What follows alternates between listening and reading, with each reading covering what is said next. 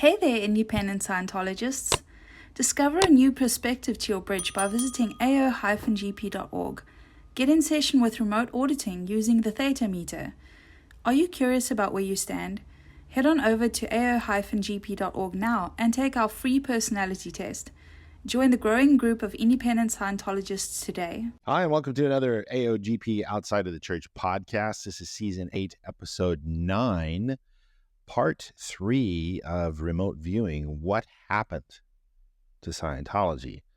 Anyway, let's get started. We were at February 1971, and this gets into the Pentagon Papers and the Watergate scandal back when I was 3 years old. A hidden taping system is installed in the Oval Office of the White House in February 1971. April 1971, a Vietnam vet and Green Beret, Paul Preston, has signed up in Scientology's Sea Org and is at the confidential land base for Scientology Tours and Reception Center in Tangier, Morocco. That's interesting. An American in Morocco. You would think that somebody would go, how unusual is this? Yeah. Where the flagship Apollo often docks with L. Ron Hubbard, but nobody questioned it. Strange. April, I mean, it's a long way from home. Yeah. I just happened to have made a right turn somewhere at Albuquerque and ended up in Morocco and thought, this Sea Org thing sounds interesting. I was a Green Beret in the Army. Can I join? And somebody said, yeah, why not? Right. Hey, we'll sign a $1 billion contract. Really? So you think that this guy? Well, you obviously have read it, so he has some. Well, how many red flags do you need? you know what I mean? It's just strange that anybody said this sounds like a good idea. Yeah. So it's Saturday, 17 April 1971. The infamous in this story, E. Howard Hunt is in Miami and meets with Bernard Barker and Eugenio Martinez and Felipe de Diego, because it's Miami. Bernard Barker has a history of almost 7 years with the CIA. Eugenio Martinez is on retainer with the CIA. Note, a little over 4 months later, these same guys will be involved with Hunt in a purported break-in of the offices of psychiatrist Louis Fielding, ostensibly in response to Daniel Ellsberg having leaked the Pentagon Papers. But the Pentagon Papers haven't been leaked to the press yet and won't be for almost 2 months. It's almost as if they had a crystal ball, like there was a play sheet they were operating off of. But nah, that'd be a conspiracy. Yeah. All they had inside. They had inside information and knew it was going to happen before it happened. May 1971, the IRS, strangely enough, begins an audit of the Senior Scientology Corporation, Church of Scientology of California. Okay, now here comes our really infamous Meade Emery, who later will corporately restructure all of Scientology, is legislative attorney for the Joint Committee on Taxation, and will rob all of LRH's children of their rightful inheritance. Really? I did not know that. Yes. More on that later. June 1971, Daniel Ellsberg, quote, makes a series of phone calls, unquote, to psychiatrist Louis Fielding, quote, unquote, shortly before the Pentagon Papers are published. Who put who up to what on that one? Saturday, 12 June 1971, the day before the Pentagon Papers are published, Morton Halpern, Leslie Gelb, and Defense Department official Paul Nietzsche make, quote, a deposit into the National Archives, quote, of, quote, a whole lot of papers, unquote. Note, this turns out later to be copies of the not yet published Pentagon Papers that will make Daniel Ellsberg famous and launch everything that later comes to be known as, quote, unquote, Watergate. So all this stuff is tied together. Right. June 13, 1971, the New York Times publishes, and this is where everything just explodes, the first of 3 installments of the secret documents that have been passed to the Times reporter Neil Sheehan by Daniel Ellsberg. These come to be known as, quote unquote, the Pentagon Papers. Tuesday, 15 June 1971, good old G. Gordon Liddy is abruptly transferred from being special assistant to the Secretary of the Treasury to staff assistant of the President of the United States. That's an interesting bump up in pay grade.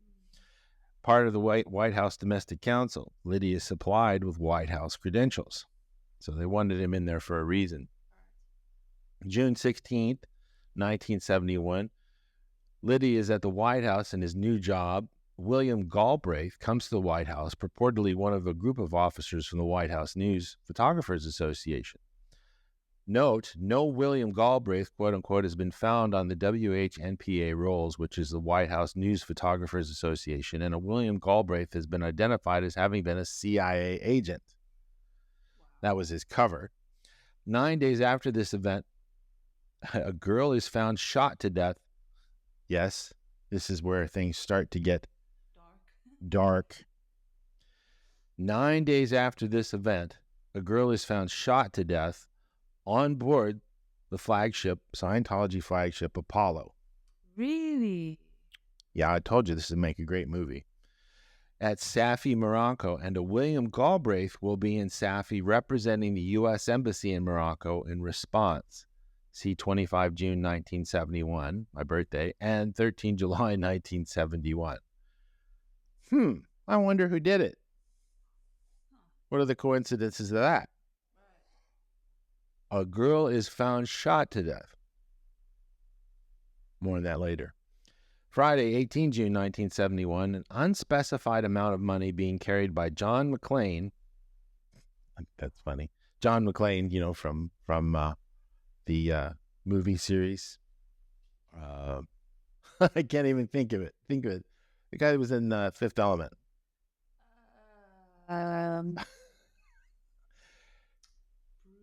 Bruce Willis. Yeah, Bruce Willis's character in. They made like 4 or 5 of those movies where, you know, he's in the tower and they take the tower over and they're demanding money. Anyway, I think it's funny. He's an action guy, and I think it's funny, you know, of all names, John McClane. So an unspecified amount of money being carried by John McClane while on a confidential mission from the Scientology flagship Apollo is reported stolen by McClane. You just like, you can't make this shit up. Unbelievable. Also with the Apollo at the time is Green Beret. Again, that same Green Beret, the one that was in Morocco and said, hey, I want to join Sea Org. Paul Preston. No, McClane will later become a key witness. Get this, I just can't, you just like, oh, come on. No, McClane will later become a key witness for the commissioner of the IRS, the Internal Revenue Service for the United States, in the case that results from a tax audit of Scientology being pursued at the time this event takes place. This is a guy that lost the money. Yeah. I mean, you know, how much shadier can it get? On a confidential mission from the Apollo, he loses the money, is reported stolen, and then ends up testifying against the church. Plant? Just maybe. Yeah. Friday, my birthday, 25 June 1971. I mean, there's no question about it. No question about it. 1 week to the day after John McClane reports Scientology money having been stolen from him, Susan Meister, this goes back to the girl that was shot. Susan Meister is found shot to death in a cabin aboard the flagship Apollo, docked in Safi, Morocco. Conflicting reports say she was shot either in the mouth or in the forehead. One report says the gun was folded in her hands neatly in her lap. Her death is ruled a suicide by Moroccan authorities. Wow. I mean, I don't know how you'd shoot yourself and then have it folded neatly in your lap. Right. You're not going to maintain your grip on something when you go. Exactly. Yeah. So, yeah. You go, okay, somebody trying to make trouble? It was, you know, was she a plant? I mean, you know, all of these things happening at once. This is 1 week to the day after the money has been stolen. She knew something. Yeah. Monday, you know, that's the first rule. Get rid of anybody that's going to out you. Yeah.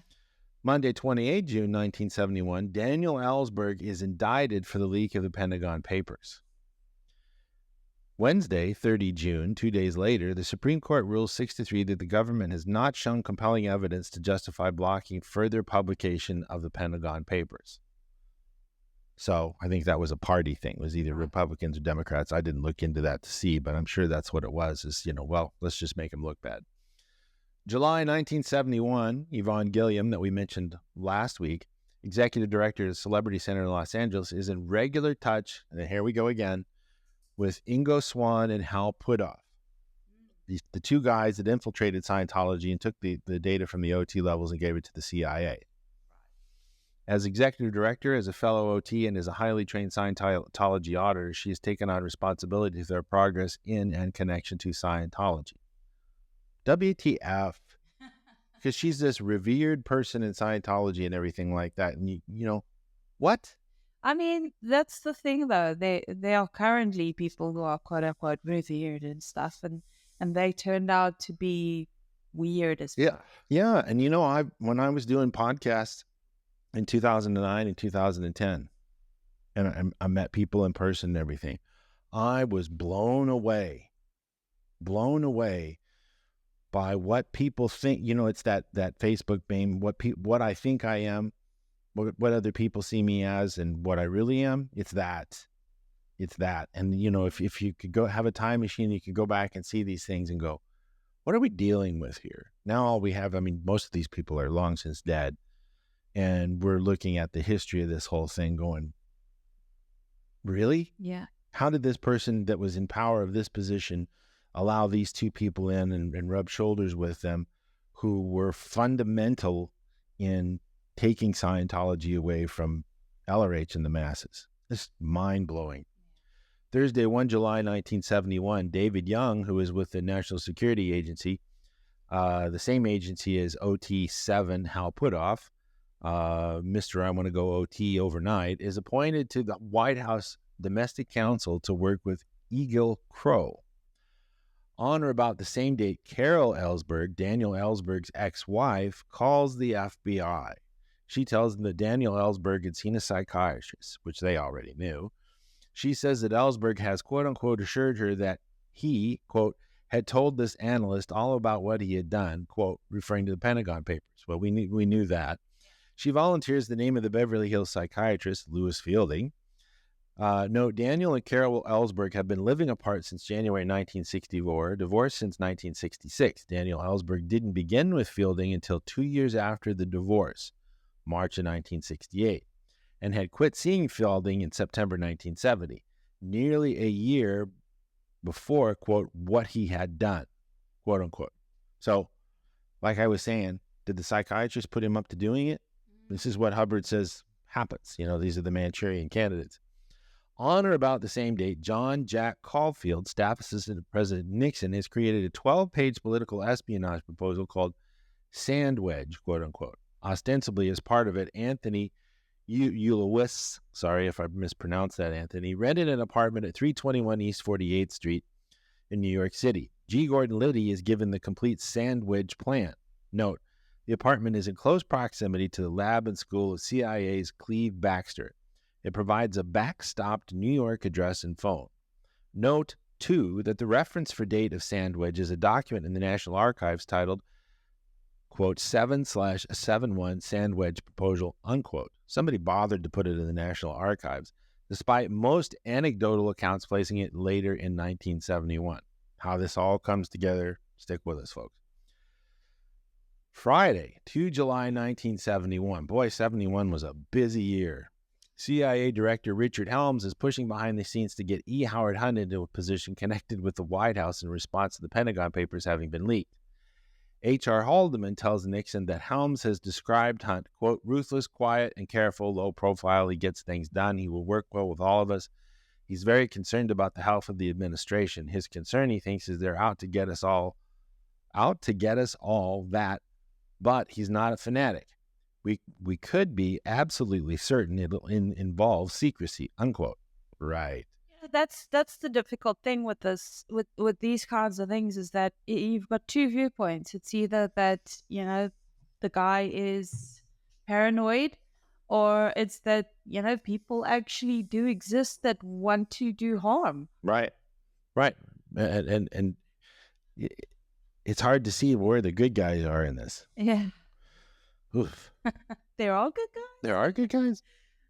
Wednesday, 7 July 1971, E. Howard Hunt is hired as quote-unquote White House consultant. Really bad idea. While keeping his full-time job at Mullen, Hunt is supplied with White House credentials. Thursday, 8 July 1971, E. Howard Hunt has a private meeting with the CIA's, once again, Lucian Cohen, Hunt's acquaintance of almost 30 years. Cohen had been part of the team that Daniel Ellsberg had gone with to Vietnam, headed by CIA's Edward Lansdale, often misspelled as Edward Lansdale, in 1965-66. July 13th, 1971, Tuesday, William Galbraith, represented as being American vice consul from Casablanca, meets in Safi, Morocco with two representatives from Scientology flagship Apollo, ostensibly concerning the 25 June 1971 death of Susan Meister. You see how all this stuff ties together? Yeah. Oh, let's go over there and see what they know. I can't wait to actually see the end. Yeah. How everything works. Yeah, let's go over and see what they know. Okay. Maybe they don't know anything. Let's find out. Tuesday, 20 July 1971, E. Howard Hunt has a private meeting with CIA's Edward G. Lansdale. Lansdale had taken Daniel Ellsberg and Lucian Cohen to Vietnam in 65-66. Green Beret Paul Preston had also, this is the same Green Beret. Green Beret Paul Preston had also been there as part of the so-called quote-unquote pacification programs. These are really dark programs of torture and murder. Quote, as well as Neil Sheehan, who's just published the Pentagon Papers. The LRH disappeared with this Green Beret that had been involved in this horribly shady, dark, evil stuff. Disappeared. Okay? Something's not right here. Tuesday, 22 July 1971, E. Howard Hunt goes to the CIA headquarters and meets privately with Deputy Director CIA Robert Cushman. Good old Howard's up to some no good. Friday, 23 July 1971, the CIA supplies E. Howard Hunt with a counterfeit ID in the name of Edward J. Warren. Hunt meets with CIA's Stephen Greenwood in a CIA safe house where a fake driver's license and other ID material plus a disguise are given to Hunt. Okay, this is a guy that works for the White House. He's the dirty work man. Saturday, 24 July 1971, based on a memorandum by Eagle Crow and the National Security Agency's David Young, the Special Investigations Unit is established at the White House under them. It comes to be known as the White House Plumbers. Note, David Young gives the unit its nickname, supposedly because it is there to stop leaks. In other words, we want to keep these withholds to ourselves. Exactly. It never stops a single leak or accomplishes anything effective regarding security leaks. Liddy and Hunt are already established in their positions weeks before the unit is created. The creation of the Special Investigations Unit does nothing to alter your operational status position of either of them. Yeah, a little too late, yeah. So you got Hal Puthoff, who's inside Scientology on OT7. The NSA has David Young inside the White House. Everything's locked down, and they have everybody where they want them to be. So and the NSA's David Young is running everything that leads to the fielding office break-in. Young will later be given immunity by Watergate prosecutors, then will report the fielding burglary, backed up by CIA photos, just after the CIA has given a secret contract to Hal Puthoff to develop the remote viewing program using OT7 Ingo Swann. This is the larger arc. This is what's going on at the time. Friday, 31 July, a highly secure facility has been set up in room 16 of the old executive office building adjacent to the White House that G. Gordon Liddy and E. Howard Hunt use. It includes a secure phone used, quote, mostly to talk to the CIA at Langley. You know, it makes me wonder if they weren't using these guys to remote view and go in and take a look and see what Nixon was doing. Right across the street from the White House. Not that distance, proximity, or location have anything to do with remote viewing, but it's very curious to me that these guys would want to be right there. You know, it's just interesting. Okay, so now, early August 1971, we're back to this Green Beret, and Vietnam veteran Paul Preston is aboard the flagship Apollo in the Mediterranean, where L. Ron Hubbard is living. Note, less than a year later, Hubbard disappears, and some sources say Preston is with Hubbard at the time of his disappearance as a quote-unquote bodyguard. G. Gordon Liddy is in regular communication with the state and the CIA, having direct conversations with CIA Director Richard Helms. Liddy is briefed by the CIA on, quote, several additional sensitive programs in connection with his assignment to White House staff. Unquote. Liddy is also making regular trips to the Pentagon. E. Howard Hunt is making regular trips to the State Department. U.S. Ambassador to the United Nations. At the time, Daddy Bush. Oh my gosh. George H.W. Bush Sr. This is before he became the head of the CIA. Wow. You see where this is headed? Yeah. Yeah, I don't understand either, Siri. I don't understand either. Monday, 2 August 1971. You can't make this shit up. CIA psychiatrist Bernard Malloy comes to room 16 and meets privately with G. Gordon Liddy and E. Howard Hunt. Again, another psychiatrist meeting with these guys. LRH was so on point on this whole thing. Unreal. Friday, 6 August 1971, good old E. Howard Hunt again meets clandestinely in a CIA safe house, this time with CIA's Stephen Greenwood and also with CIA's Cleo Gephardt. Hunt purportedly discusses CIA providing a, quote, backstop address and phone, unquote, New York City. Hunt also asked for CIA to provide phony ID in disguise, quote, for an associate, G. Gordon Liddy. Note, Hunt is asking for ID in disguise for Liddy prior to any proposal to break into Lewis Fielding's office. Also, there's already a backstop address and phone in New York City at the 48th Street address, and set up by Anthony Ulasewicz as part of the Sandwedge proposal, which Liddy and Hunt have going on, and that's in July 1971. Wednesday, 11 July 1971, the CIA psychiatrist Bernard Malloy again comes to room 16 and meets privately with G. Gordon Liddy and E. Howard Hunt. Soon after, Liddy and Hunt recommend an attempt at surreptitious entry, quote-unquote, for acquisition of psychiatric materials, quote-unquote, on Daniel Ellsberg from the files of psychiatrist Lewis Fielding. They claim the need first for a, quote-unquote, feasibility study of Fielding's Beverly Hills office. What a bunch of creeps. Yeah. So much for, this. No, I mean, well, it's just, wow. That's all I can say. I mean, you've got to ask yourself, like, really, what is politics? Sorry. You've got to ask yourself, really, what is politics and psychiatry and CIA, like, all of these things. Right, these bedfellows. Yeah. L. Ron Hubbard issues a policy letter called Advanced Courses, quote-unquote, that makes access to all the confidential upper levels of Scientology available by invitation only, to be based largely on ethics record in Scientology and security of materials. A little too late, unfortunately. Friday, 20th August 1971, the CIA supplies G. Gordon Liddy with counterfeit ID. I'm not going to get into that because it's really long. Okay, so Liddy's up to no good.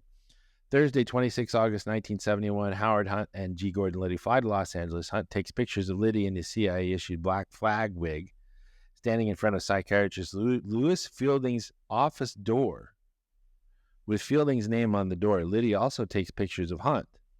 The photos are taken with the camera supplied to them by the CIA. These guys, they just think it's a joke. Yeah. What is I'm struggling to see the correlation, not from what we're actually trying to put together, but what their excuse would be. Yeah. All of this.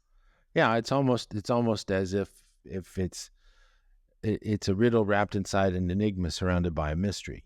Yeah. There's covers for this false front. Yeah, just nuts. Wow. 27 August 1971, E. Howard Hunt and G. Gordon Liddy fly back to Washington, D.C. CIA Stephen Greenwood meets them at the airport, where Hunt gives Greenwood the film for developing by CIA. Greenwood delivers prints to Hunt the same day.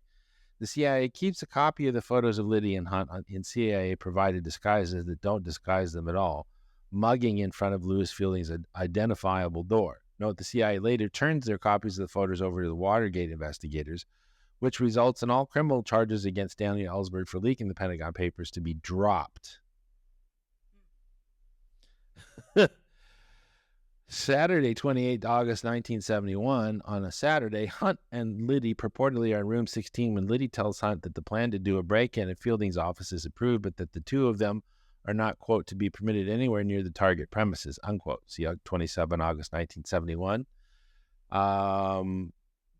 Let's see here. Immediately above, J.E. Howard Hunt then purportedly calls Bernard Barker in Miami and asks if Barker can, quote, put together a three-man entry team, quote, unquote. Barker calls back to say it will be Barker, Eugenio Martinez, and Filippo Del Diego, which he mentioned earlier in Miami. As luck would have it, this happens to be the same three men Hunt had met with in Miami. That's what I just mentioned. So, getting to Friday, 3rd September 1971, a break-in takes place at the office of psychiatrist Louis J. Fielding, Beverly Hills, California. They finally break in. The break-in is made obvious by the smashing of a window. Accounts of the break-in are irreconcilably conflicting. According to Bernard Barker, E. Howard Hunt, and G. Gordon Liddy, the three Cubans from Miami had entered the office and searched thoroughly, and there was no file on Daniel Ellsberg anywhere. According to Louis Fielding, there was a file on Ellsberg in his office, which Fielding says he found on the floor the next morning.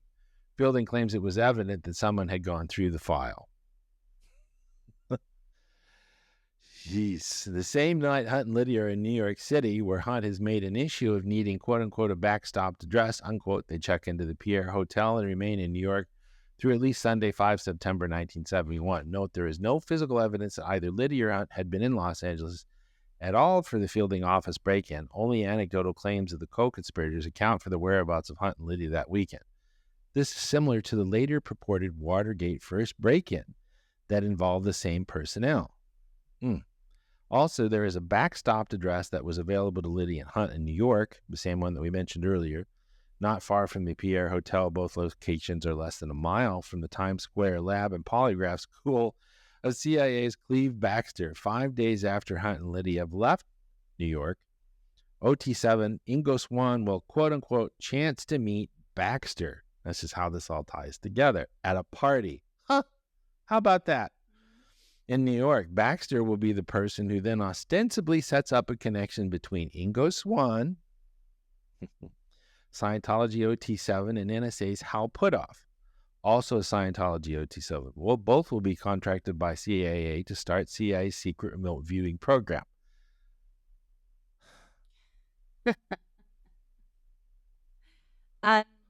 Unreal.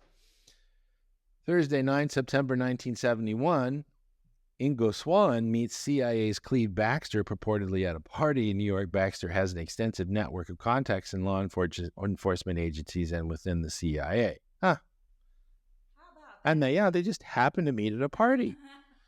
Sunday, 12 September 1971, Ingo Swann visits Cleve Baxter's lab and polygraph school in New York City, where Swann is asked to think thoughts of harming a plant that Baxter has connected up to what Swann says was a polygraph. Swann thinks of lighting a match with the intent of burning one of the plant's leaves, and there is an immediate and violent reaction. With repetitions, the reaction diminishes, and the conclusion is drawn that not only is the plant capable of detecting harmful thought, but can learn, quote-unquote, to differentiate between true and artificial intent. The thought directed at the plant is changing to one of putting acid in its pot with the same curve of results. Now, remember back in 1958 when LRH put an E-meter on a tomato plant in gardenias? Yeah. And then about 7-8 years later, the CIA said, hey, I've got a bright idea. Yeah. And then Ingo Swann is doing this in a CIA lab in New York City. Oh, this whole, and I got to say this, and I know that we've mentioned this several times in podcasts. And then in 2024, they're saying, yeah, plants have feelings. Plants can see. Plants know what you're thinking. They're sentient. This all ties together, folks. Things are not as they seem, and you might think, God, this is a long story to get to the point. But there's a whole lot to this if you read between the lines. So, this brings us to Wednesday, 15 September 1971. A master file of cables, telexes, disappear from the External Communications Bureau of the Scientology flagship Apollo. The file contains all cables related to the administration of Scientology worldwide from 22 August 1971 to 15 September 1971, almost a month. in the External Communications Bureau at the time is, oh, wait for it, guess who? John McClane. Also aboard the ship is Green Beret Paul Preston, doing a service called Word Clearing Method 1. Wait, just repeat that? The Green Beret Paul Preston, the one that was involved with all of the dark evil stuff, the torture and killing and all that stuff in Vietnam, is receiving Method 1 on the flagship Apollo, along with John McClane, who's in the communications office when these papers disappear. Wow. Yeah. Inside job. E. Howard Hunt makes a request that the CIA immediately recall a 24-year-old secretary, quote-unquote, from Paris for his use and, quote, explain to all concerned that she was urgently needed for an unspecified special assignment. Monday, 20th of September, around there, September 1971, E. Howard Hunt is granted special permission by the State Department for, quote-unquote, full access to the department's chronological cable files, unquote. Note shortly thereafter, Hunt is engaged in forging cables. Saturday, 25 September 1971, Scientology OT7 Ingo Swann is doing experiments with Cleve Baxter involving a piece of graphite hooked into a Wheatstone bridge, an e-meter, the main mechanism in the Scientology e-meter, connected with a chart recorder. Swann learns that he can focus, quote-unquote, a beam of intention at the graphite and cause repeatable jogs in the chart. Now, it's important to note that similar things are done on the original OT levels. Okay, by Thetan. So these guys took 2 and 2 and put them together and said, well, what if we took this and we did this? And this is why they took the e-meters, those 100 e-meters. October 1971, Howard Hunt is in a telephone contact with CIA Chief European Division John Hart, has several telephone conversations with CIA Executive Officer European Division John Caswell. October 1st, 1971, Dr. John Wingate of the American Society for Psychical Research, ASPR, in New York invites Ingo Swann to work on, quote-unquote, well-designed psychic experiments with psychiatrist Carlos Ossis. Ossis is a member of the very anti-Scientology American Psychological Association, the APA. Note, Chicago W. Clement Stone is a member and major contributor to the ASPR. About 7 months later, CIA's E. Howard Hunt will deliver an undisclosed amount of cash in a sealed envelope to W. Clement and Jesse V. Stone Foundation in Chicago. I tell you, this guy's all over the place. Whew. E. Howard Hunt. Yeah. He's definitely one of the prime movers in the whole thing. October 10th, 10 days later, Cleve Baxter writes and circulates a small report entitled Psychokinetic Effect on Small Samples of Graphite, quote-unquote, detailing the repeatable experiments that he has conducted with Ingo Swann. Baxter tells Swann, quote, boy, are the guys down at CIA going to be interested in you, unquote. I don't want to say the word, but wasn't there something to do with the jab and graphite? Graphene. Okay. Is that something? Graphene. Well, graphene is a derivative of graphite. Yeah. No coincidence there either. Yeah, I'm serious. Yeah. I'm dead serious. Friday, October 15th, 1971, E. Howard Hunt meets the CIA Director Richard Helms. Ingo Swann meets with Gertrude Schmeidler, who asks Swann if he thinks he can influence a thermistor isolated in a sealed thermos bottle. He agrees to try. Later, in October 1971, Scientology OT7 Ingo Swann is Washington, D.C. with a colleague, meeting in bars and pizza parlors with unnamed intelligence personnel. At one of the meetings with six spooks, Swann is asked, if you were going to set up a threat analysis program to match what the Soviets are up to, what would you do? On 30 October 1971, Ingo Swann is working with CIA's Cleve Baxter, testing psi probes, quote-unquote, on gases in pressurized containers. He and Baxter move on to experiments with biologicals, including one called biological specimens, blood, and seminal fluid. When Swann has some success in affecting the biologicals with psychic probing, Baxter says, well, you've just done something the Soviets have been working on for a long time. So you can see here, this is the connection. Ingo Swann didn't have this ability until he got into Scientology. And what baffles me is that how somebody can develop these abilities, do all of that, well, at the time it wasn't near as much auditing as it is now, but do all of that auditing and still be an asshole. Sorry, had to be said. Yeah. Well, yeah. It's difficult for me to understand because, if you look at the I want to say formula, but I don't. Where other says it's ethics, then tech, then admin, right? Mm-hmm. You can't get tech unless ethics are in. So, and if ethics are in, then how is this guy an asshole? Right. And how is he then able to do the tech? Right. Well, your favorite statement. Reality is relative. Well, yes, but ethics are a personal thing. Yeah. Well, same thing, really. Yeah, it is. Because if your reality is that, oh no, this is for the good of the country. Is okay, yeah. Right. Yeah. See, but I mean, you just look at it and you go, Satan knows, though. That's the thing. Right. All beings are basically good. Yikes. So, let's see. This comes down to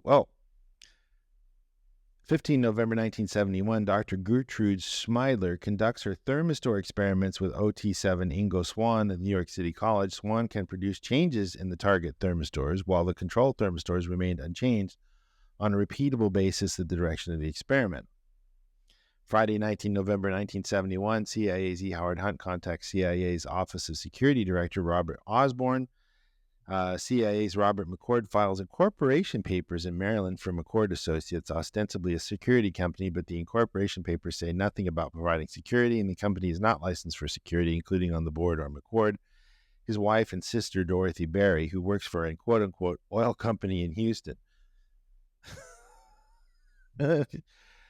All that's left is the pharmaceutical companies, but that comes later. Note, Berry later claimed she had no idea she had been listed on the board. Also, the Gulf Resources and Chemical Corporation, an oil company in Houston that controls half the world's supply of lithium.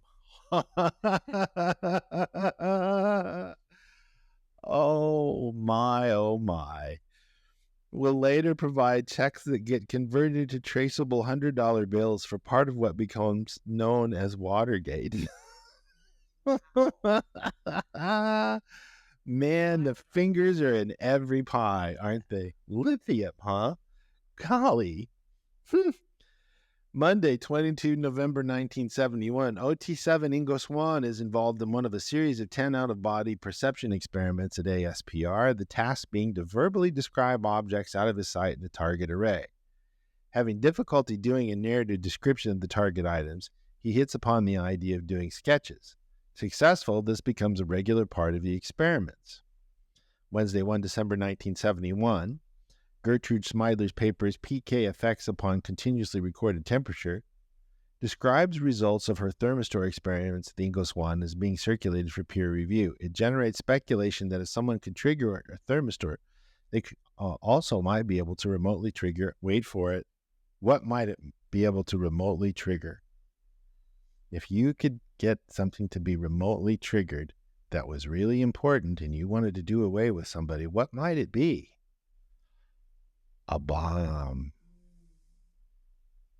A bomb. Think about that for a second. Okay. No witnesses. All that's there is the bomb itself. I'm not going to mention exact facts, names, dates, and all that stuff, but there was, in some point, I think it was in 2011, that a certain huge thing happened. Yeah, that's what I was saying. And that can, there were reports that there was supposed to be something that was there, but it wasn't there, so it had to have been triggered by something else. Mm-hmm. That's why I said what I said. Yeah. That's right. Sorry Guess for the when- generalities, folks. But Guess when the Twin Towers were being built? I don't know. Let's take a look, shall we? This will take real quick. I'm just very curious. When were the Twin Towers in New York built? 1973. It opened in 1973. So they started building on it in 1971. Same year. That is crazy. And you go, huh, a bomb, huh? Interesting. I'm just saying. So, there are requests for interviews of Schmeidler and Swan from media like Time and Newsweek, but Swan refuses. 6 December 1971, G. Gordon Liddy becomes general counsel of the Committee for the Re-election of President Nixon. 8 December 1971, in one of a series of long-distance remote viewing experiments at ASPR, Ingo Swann suggests calling the experiments quote-unquote remote sensing or remote viewing. This is where this term came from. E. Howard Hunt is in touch with senior CIA officer Peter Jessup, who was with the National Security Council staff. On or about the same day, Hunt meets privately again with CIA's Lucian Cohen. 12 December 1971, NSA's David Young meets with Egil Crow and CIA psychiatrist Bernard Malloy. We're going to wrap this up here at the end of 71. CIA's E. Howard Hunt is in Dallas, Texas, an airline hub. Lieutenant George W. Bush, Jr., GW, president during 9/11, is living in Houston, Texas. He's a pilot trained on the T-38 Talons, a type of plane used as a chase plane. Tell me there's no connection. Thursday, 30 December 1971. An out-of-body, quote-unquote, perception experiment results in Ingo Swann sketching the target object, a 7-Up can, upside down, so he believes he has missed getting it. Dr. Osis realizes that it is a perfect drawing of the can once it is turned upside down. The end of 1971. Wow, what a dangerous web is woven when you practice to deceive. You look at this and you just go, this goes far deeper than anybody imagines. You just have to, I'm not saying, you have to think for yourself and do your own homework. Just read between the lines, folks. And you wonder, well, I'm not going to say it now, but, what happened to Scientology? Jeez. So we hope you've enjoyed part 3. Might be a part 5, 4 and 5. This thing goes on really long because there's so much to tell, but you've got to connect the dots. So anything you want to say before we wrap up episode 9? Just that it is just insane. And I just keep thinking to myself, I asked the question, and maybe, I don't know, maybe I'm just too feminine, but I'm like, why? Why go through all this trouble with all this stuff? It's just, if you're looking for happiness, man, it's inside of you, like don't look externally, don't try to control people, don't try to plan shit and war and all this stuff. I'm sorry to sound like a peace-loving hippie, but seriously, all of this stuff, it's just vias for happiness, and too many vias creating stuff. Evil purposes and false purposes. So we'll try and get another one out as soon as we can. Super busy here at AOGP. Hang in there. Definitely a great payoff for this, and you're going to go, okay, this explains a lot. So I also just want to add real quick that when we were talking about why an a-hole becomes an a-hole, you've got to remember also that if it was true Scientology, if he was doing the right thing, it for me, it seems impossible because it rids you of your service facsimiles and your motivated. Yeah, you wouldn't do this stuff. You wouldn't. So, your valence issues as well. If you had a valence that, I must be evil to save the world, I mean, that's obviously stupid. Mm-hmm. An aberration, I mean, there is this whole greatest good for the greatest number, but if you were actually being true to that and you literally saw in line with ethics, I guess, if I'm making any sense, you just wouldn't do this stuff. Mm-hmm. Wouldn't. Mm-hmm. I agree completely. What a story. Well, folks, we'll see you in the next podcast as soon as possible. We hope you enjoy this new format on the podcast on YouTube. Check it out. I think you'll like it. Namaste, and we love you.